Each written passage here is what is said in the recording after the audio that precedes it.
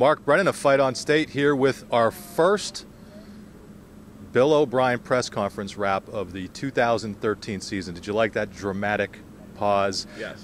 Big news, if there was any news out of the press conference today, here with Greg Pickel, obviously from FOS. If there was any news out of the press conference today, Greg, it was what? It was the injury news. Of course, we haven't had a starting quarterback yet. He hit that right off the bat. No starting quarterback, no decision at safety, no decision at right tackle. Adam Gress is full go, as is Ben Klein at linebacker. Casey Gaines, he said, is going to be limited and out for this game Saturday. I'm not sure if he'd play anyway. And a couple walk-on guys and injured and banged up as well that'll sit. But no quarterback, no news on the injury front except for Casey Gaines. But we know now that Ben Klein's over the shoulder injury. Adam Gress seems to be completely over his knee injury, and that was really the big news that came out of that today. Yeah, and first of all, when you say no quarterback decision, I'm pretty sure a quarterback decision's been made. Right. I actually don't mind the way Bill O'Brien's handling this. He basically told us that, listen, and he started off the press conference by saying, you guys are going to find out who the starting quarterback is, the first offensive snap for Penn State against Syracuse this week at MetLife Stadium. And I don't know that anybody really cares one way or another if he says it, but I think it was actually good that he just end the speculation now, let everybody know that you're not going to make it public. But from everything we're hearing, it's more than likely going to be Christian Hackenberg. Nobody has said anything definitively, but just from kind of what we're getting from different practice reports and whatnot. But I actually think it's a good bit of gamesmanship. Syracuse has not picked its quarterback yet, or hasn't announced its quarterback yet. Penn State, why not do the same thing and make it that much more difficult for Syracuse to prepare for one guy or one guy and the other? Yeah, absolutely. I think it makes more sense if they would have done it if Syracuse had named their starting quarterback as well. But as soon as Scott Schaefer, Syracuse's head coach, decided that he wasn't going to announce his, it really made no sense for Bill O'Brien to lose that chess match and then give up his starting quarterback, even when he knows it. He said multiple times that at least 2 or 3 that the only thing that matters is the team knows the direction he's going. Which means what? That it means that they know who the quarterback is, even though he wouldn't answer that question. Right. He danced around, even if whether his team knew or not. But I think it's pretty evident at this point that they know who it is. And look, I know a lot of people want to know out there on the boards. You guys like to talk about it, but at the end of the day, it's only a couple more days, and you guys like seeing Penn State win as well. And that really is what he's doing here, giving Syracuse as little information to help Syracuse beat Penn State as possible. Yeah, and for all we know, maybe some of the stuff that we heard that was leaked could be counterintelligence. Right. But I'm going to go on record right now. I don't know what you do, but my prediction going to be Hackenberg. What about you? Mine as well. Yeah, the other thing about this press conference that was kind of interesting is there was a new format. Yeah.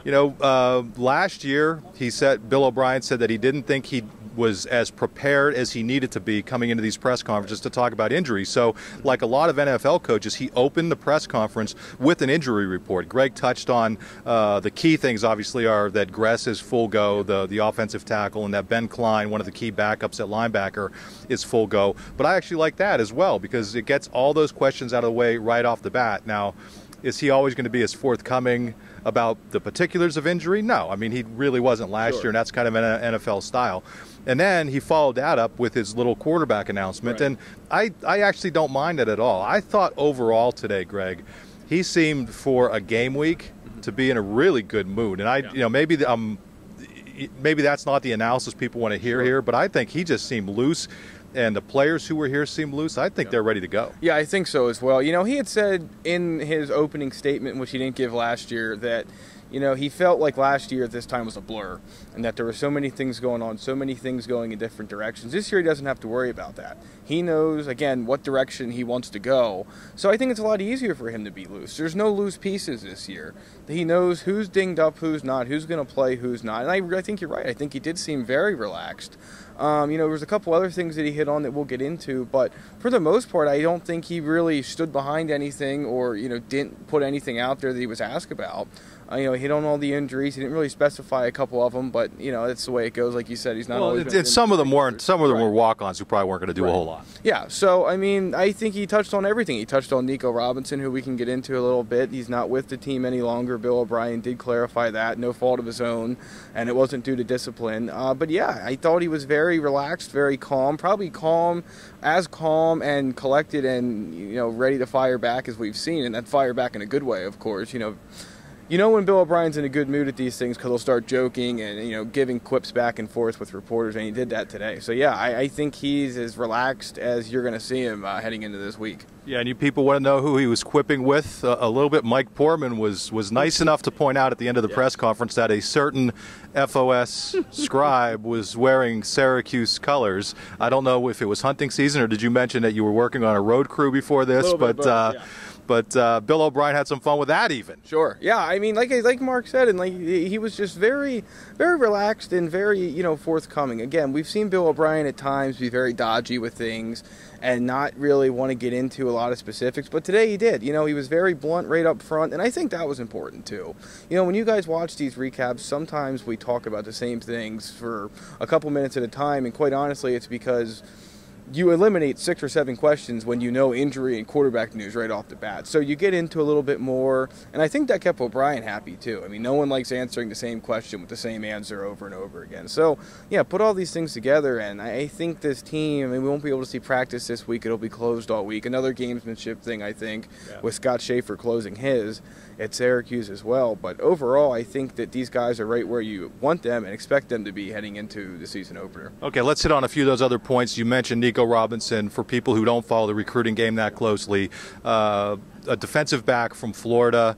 It seemed like he had some academic issues that he had to get cleared up before he was able to get on campus. He joined the team for the start of preseason practice, or for training camp as they're calling it. From what O'Brien said, and he would not get into details, and I respect that. He said it's between me and Nico. Said it was not a discipline thing.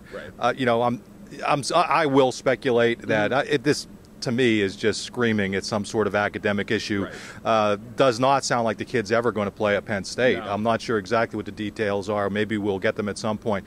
But it's too bad. We had heard some good things about him in those developmental scrimmages early in training camp, and the fact that this isn't going to work out for him is just too bad. Yeah, it's really sort of ends a strange chapter of Bill O'Brien's first recruiting, full recruiting cycle. Nico Robinson committed to Penn State without ever visiting University Park. He gets up here. Of course, he didn't make it in early, as most guys did, because of the academic issue back in Florida. He transferred from Alabama to Florida. That might have called a that was in high school. Yeah, right, in high school. Yeah. So he went to Northview in Florida, of course, from where he was in Alabama. So whatever the hang-up was, we don't really know. I think it was pretty clear that Bill O'Brien likes Nico Robinson. I don't think that, there was anything, like he said, there was no discipline. I just don't think that, something lined up right academically. I'm going to speculate to that fact as well. And, it's just a matter of what it was. Will we know? Will we ever find out? Who knows? But I don't think the kid will end up playing here either. I just don't think the way O'Brien addressed it today, I don't think he ends up playing here. Yeah, and just so you know, once it became clear that he was no longer at Penn State, Greg Hash tried to reach out to the kid. You talked to him a few times during his recruitment. The kid has not gotten back. Understandable. He's going through a difficult situation, so we don't want to be critical about that, but we do want to let you know that we were attempting to do our due diligence. One of the other things Bill O'Brien talked about was the importance of playing a game in the New York kind of, North Jersey area there, with all the Penn State graduates, and, going to an NFL stadium to have some fun. He was not part of putting this game together, but it seems like Penn State's really embraced this whole concept of playing a traditional opponent in an area where there are a ton of Penn State fans. Yeah, he mentioned the traditional opponent thing. I, of course, think it's big for recruiting. There's not a lot of guys that come out of New York. It's not exactly a football factory state, but there's guys that do come out of New York. You think of Tyrone Wheatley, 2015 guy that a lot of people were very high on. There's a couple other ones up there. And then, of course, you have New Jersey as well. So you get a lot of kids that have the opportunity to see Penn State, and what for a lot of them is probably the home NFL stadium of their favorite football team between the Jets and Giants. So it's just an added benefit for Bill O'Brien and this Penn State team on the recruiting front. And then, of course, like you mentioned, he talked about the alums and how exciting this is for fans to get out there. And he talked about his players as well. He mentioned the differences on the NFL field from the college field, the wider hash marks, the not as wide numbers compared to the NFL field. So I think there's definitely some things they'll have to adjust to playing in this NFL field, but there's far more positives than negatives. Yeah, anything else that really jumped out at you? I mean, one of the things he said, the the freshman linebacker Bell. Sorry, Bell. yeah, I was drawing a blank on that. That he's doing well, but you're probably not going to see him this week. I think they're kind of keeping the door open there for a potential redshirt. I think from everything we've heard, he's been taking second team snaps. Right. But we saw that last year with some of their better young players who they felt confident that they could redshirt them. The Austin Johnsons, Naeem Ortman was a little different because he had an injury problem, but there, Geno Lewis, there were some different players who they were able to keep out. The Bell thing is interesting to me, though, because of that lack of depth at linebacker. I'll be curious to see. I know there are some run-ons who are doing well, but I'll be curious to see, how much the starters are going to have to play. Yeah.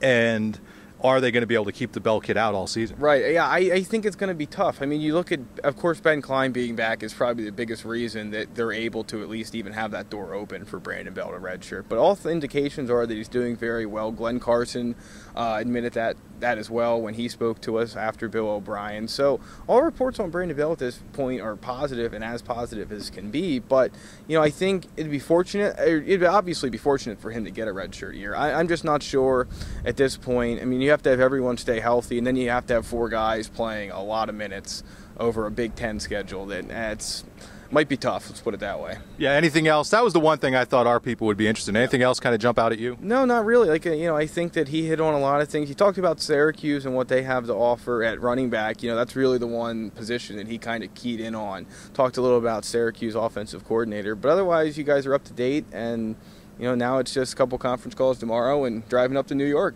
Yep, you can check our predictions at fightonstate.com. We've already made them, but not everybody has. So you can check them at fightonstate.com later this week. A heads up that I will be at the Goon Show Penn State party, Tonic East in Manhattan. Tonic East, Google that.